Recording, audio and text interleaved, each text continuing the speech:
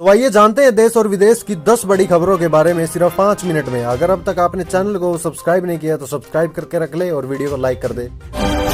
उत्तरकाशी में निर्माणाधीन टनल धंसी, 36 मजदूर फंसे, अफसर बोले लोगों को निकालने में 2 से 3 दिन का समय लग सकता है। उत्तराखंड के उत्तरकाशी में रविवार को एक निर्माणाधीन टनल धंस गई। टनल में 36 मजदूर फंसे हुए हैं। इन्हें निकालने के लिए रेस्क्यू ऑपरेशन शुरू कर दिया गया है। फिलहाल टनल के अंदर ऑक्सीजन भेजी जा रही है। हादसा सुबह 4 बजे हुआ। ये टनल ब्रह्म कमल और यमुनोत्री नेशनल हाईवे पर सिलकेयारा और डंडल गांव के बीच बनाई जा रही है। इसकी लंबाई 4.5 किलोमीटर और चौड़ाई 14 मीटर है। उत्तरकाशी के एसपी अर्पण यदुवंशी ने बताया कि टनल का 50 मीटर का हिस्सा धंस गया। इसमें फंसे ज्यादातर मजदूर उत्तर प्रदेश और बिहार के हैं। जहाँ टनल धंसी वो हिस्सा सुरंग के स्टार्टिंग पॉइंट से करीब 200 मीटर अंदर है। रेस्क्यू के लिए एनडीआरएफ और SDRF, fire brigade, national highway करीब 156 लोग लगे हुए हैं। अफसरों के मुताबिक मजदूरों को निकालने में 2 से 3 दिन का समय लग सकता है। घटना को लेकर उत्तराखंड के सीएम पुष्कर सिंह धामी ने कहा है कि जब से मुझे इस घटना के बारे में पता चला है तब से मैं अधिकारियों के संपर्क में भगवान से सभी मजदूरों के सुरक्षित वापसी के लिए प्रार्थना कर रहा हूँ। दिग्विजय की एक गलती और मध्य प्रदेश में मजबूत हो गई बीजेपी। 1998 से कमजोर होती गई कांग्रेस। दीपावली का त्योहार है और महज एक सप्ताह में विधानसभा का चुनाव भी है। मध्य प्रदेश का उत्साह 7वें आसमान पर है। राज्य में दशकों की परंपरा जारी और मुकाबले एक बार फिर से भारतीय जनता पार्टी और कांग्रेस में सीधा नजर आ रहा है। बहरहाल मध्य प्रदेश को भाजपा का गढ़ कहा जाता है, लेकिन अगर इतिहास के पन्नों में देखें तो भगवा दल को राज्य में मजबूत करने में कांग्रेस और खासतौर से पूर्व मुख्यमंत्री दिग्विजय सिंह की बड़ी भूमिका मानी जाती है। 2003 में भाजपा की मध्य प्रदेश शासन में एंट्री हुई थी। इससे पहले 1998 में कांग्रेस के दिग्गज दिग्विजय सिंह दूसरी बार कांग्रेस सरकार सुनिश्चित कर चुके थे। वरिष्ठ पत्रकार और लेखक दीपक तिवारी अपने किताब राजनीति नामा मध्य प्रदेश 2003 से 2018 भाजपा युग में लिखते हैं कि 1998 में दिग्विजय की दूसरी जीत के साथ ही राज्य में कांग्रेस संगठन के समाप्त होने की शुरुआत हो गई थी। किताब के मुताबिक जैसे जैसे दिग्विजय सिंह मजबूत होते गए संगठन पर सभी का ध्यान कम हो गया था। चूंकि प्रदेश कांग्रेस अध्यक्ष सरकार के पिछलग्गू हो गए थे, इसलिए पूरा संगठनात्मक ढांचा चरमरा गया। आगे बताया गया कि कांग्रेस की सरकार बनने के बाद से राज्य में नगरीय निकाय चुनाव होने थे और इनके टिकट को लेकर कांग्रेस में गुटबाजी के कारण बहुत खींचातान हुई। गाजा के सीफा अस्पताल की घेराबंदी, ऑक्सीजन की कमी से 39 बच्चों पर मौत का खतरा, इजरायली हमले से मची तबाही। फिलिस्तीनी स्वास्थ्य मंत्रालय ने कहा है कि बिजली कटौती और ऑक्सीजन आपूर्ति में रुकावट के कारण अल सीफा अस्पताल में 39 बच्चों की मौत का खतरा है। अस्पताल के निदेशक मोहम्मद अबू सेलमिया ने कहा है कि शनिवार को एक इजरायली हवाई हमले ने अस्पताल की मुख्य ऑक्सीजन आपूर्ति को नष्ट कर दिया। इससे घायलों और मरीजों के जीवन का खतरा पैदा हो गया। समाचार एजेंसी सिन्हुआ की रिपोर्ट के अनुसार अब सेलमिया ने कहा है कि इसके अलावा इजरायली ड्रोन मेडिकल कॉम्प्लेक्स में किसी को भी निशाना बना रहे हैं। इससे डॉक्टर चिकित्सा सेवाएं प्रदान करने में असमर्थ हो गए। उन्होंने कहा कि अस्पताल परिसर में पूरी तरह से बिजली गुल होने के कारण नवजात शिशुओं और जीवन रक्षक उपकरणों पर निर्भर मरीजों के कुछ घंटों के भीतर ही मरने का खतरा है। अयोध्या में बना 22.23 लाख दियों का रिकॉर्ड, अखिलेश ने कहा दिव्यता के बीच दरिद्रता। देश भर में दीपावली का त्योहार है। हर तरफ लोग अलग अलग तरह से दीपावली मना रहे हैं। हालांकि दीपावली की तैयारी बहुत पहले से शुरू हो गई थी। वहीं हर बार की तरह इस बार भी अयोध्या की दीपावली की अलग ही छटा है। अयोध्या में दीपावली से पहले छोटी दीपावली पर एक और नया विश्व रिकॉर्ड बनाया गया है। यहाँ सरयू नदी के 51 तटों पर 22,23,000 दीपक प्रज्वलित किए गए। वहीं राम मंदिर के अंदर 50,000 दीप प्रज्वलित किए गए। पूरी अयोध्या नगरी में 24 लाख से भी ज्यादा दिए जले। इसके साथ इस साल एक नया विश्व रिकॉर्ड बन गया। वहीं अयोध्या की छोटी दीपावली को लेकर बनाए गए विश्व रिकॉर्ड को अखिलेश यादव ने दिव्यता के बीच दरिद्रता बताया है। अखिलेश यादव ने सोशल मीडिया प्लेटफॉर्म एक्स पर पोस्ट करते हुए सरकार पर निशाना साधा। उन्होंने ट्विटर पर पोस्ट करते हुए लिखा कि इन दियों को जलाने के लिए 25,000 से भी ज्यादा वॉलंटियर्स ने भाग लिया। वहीं इस दौरान 50 से अधिक देशों के उच्चायुक्त और राजदूत अयोध्या में मौजूद रहे। दिव्यता के बीच दरिद्रता, जहां गरीबी दियों से तेल ले जाने के लिए मजबूर करे, वहां उत्सव का प्रकाश धुंधला हो जाता है। हमारी तो यही कामना है कि एक ऐसा पर्व भी आए जिसमें सिर्फ घाट नहीं, हर गरीब का घर भी जगमगाए। लुधियाना में दीपावली पर 10 टन गोमांस पकड़ा। दिल्ली से लोड कर जम्मू ले जाया जा रहा था ट्रोला। गोरक्षकों को चकमा देकर भागे 2 लोग।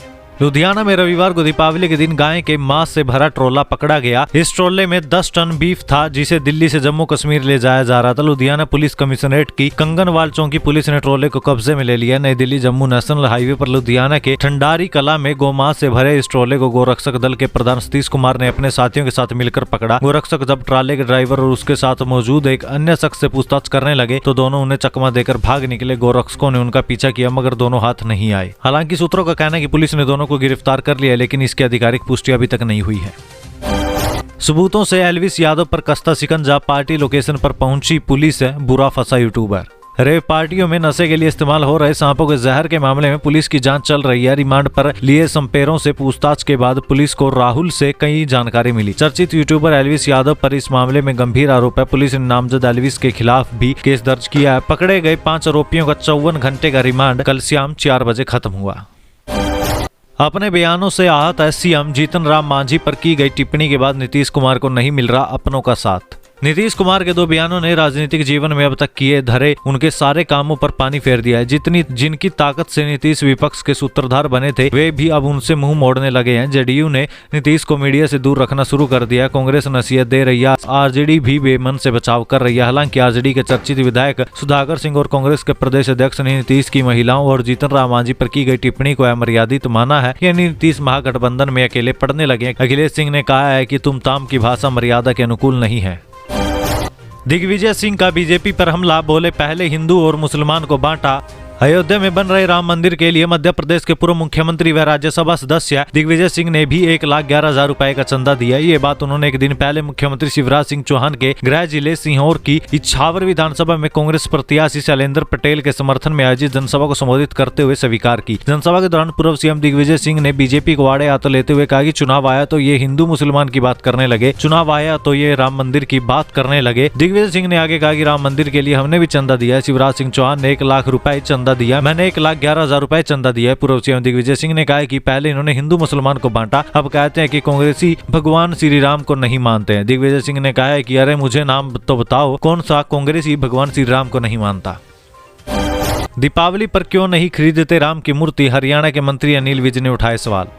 हरियाणा के गृह मंत्री अनिल विज ने दीपावली को लेकर एक ट्वीट किया, जिसमें उन्होंने लोगों से सवाल किया कि दीपावली तो श्री राम के अयोध्या आगमन पर मनाई जाती है, फिर लोग दीपावली पर केवल लक्ष्मी जी की प्रतिमा घर क्यों लाते हैं, श्री राम की प्रतिमा क्यों नहीं लाते, न ही श्री राम की प्रतिमा कहीं भी दिखती है। भारत के लिए कहा जाता है कि यह देश त्योहारों और मान्यताओं का देश है, यहाँ पर हर पर्व को बड़े प्यार और विधि विधान के साथ मनाया जाता है। ऐसा ही एक त्योहार है दीपावली। दीपावली का पावन पर्व बड़े ही हर्ष और उल्लास के साथ मनाया गया है। जहाँ सभी राजनेताओं ने दीपावली के पर्व पर सभी देशवासियों को शुभकामनाएं दी, तो वहीं दूसरी ओर हरियाणा के गृह मंत्री अनिल विज ने यह सवाल उठाया है।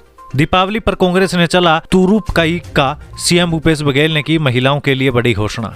छत्तीसगढ़ में पहले फेज की 20 सीटों के लिए वोटिंग हो गई है, दूसरे फेज की 70 सीटों पर वोटिंग होनी है। दीपावली के मौके पर सीएम भूपेश बघेल ने महिला वोटर्स को साधने के लिए बड़ी घोषणा की है। सीएम भूपेश बघेल ने कहा कि छत्तीसगढ़ में फिर से कांग्रेस की सरकार बनते ही महिलाओं के लिए गृह लक्ष्मी योजना शुरू की जाएगी। सीएम ने बताया कि इस योजना के तहत राज्य की महिलाओं को हर साल 15,000 रुपए दिए जाएंगे। सीएम भूपेश बघेल ने सोशल मीडिया में भी इसकी जानकारी शेयर की है। छत्तीसगढ़ में बीजेपी ने भी महिलाओं को हर साल 12,000 रुपए देने की घोषणा की है। सीएम भूपेश बघेल की इस घोषणा को बीजेपी की महतारी वंदना योजना का तोड़ माना जा रहा है। सीएम भूपेश बघेल ने अपने सोशल मीडिया में इस योजना की पूरी जानकारी दी है।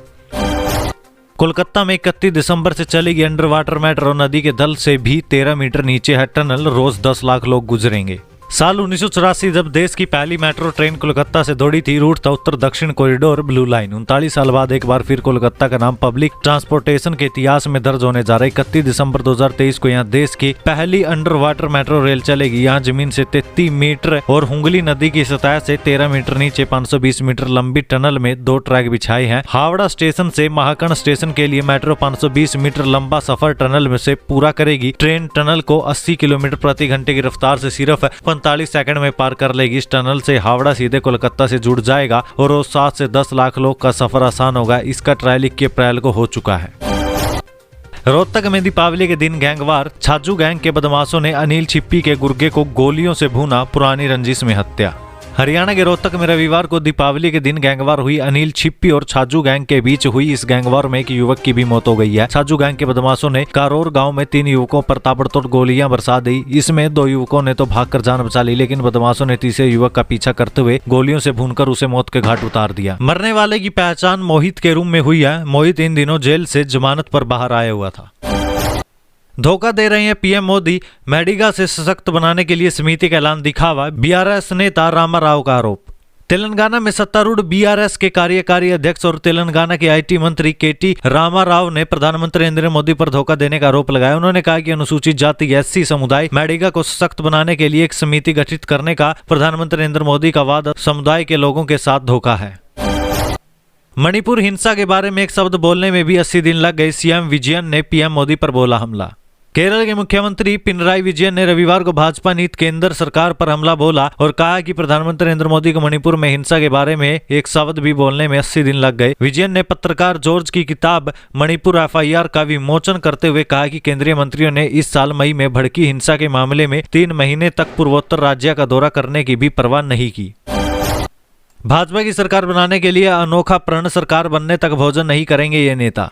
चुनाव जीतने के लिए नेता जब गजब नुस्खे अपनाते हैं, भाजपा नेता डॉक्टर सतीश पूनिया भी चुनाव जीतने के लिए एक ऐसे अजूबे नुस्खे को आजमा रहे हैं जो इस समय चर्चा का केंद्र बन गया है। पूनिया ने शाम का भोजन करना ही छोड़ दिया है। उन्होंने कहा है कि अब वे तभी शाम का भोजन करेंगे जब राजस्थान में भाजपा की सरकार बन जाएगी। भाजपा नेता का प्रण केवल यहीं तक नहीं रुका, उन्होंने ये भी तय किया कि जब तक राजस्थान में भाजपा की सरकार नहीं बनती वे किसी भी कार्यक्रम में फूल की माला नहीं पहनेंगे।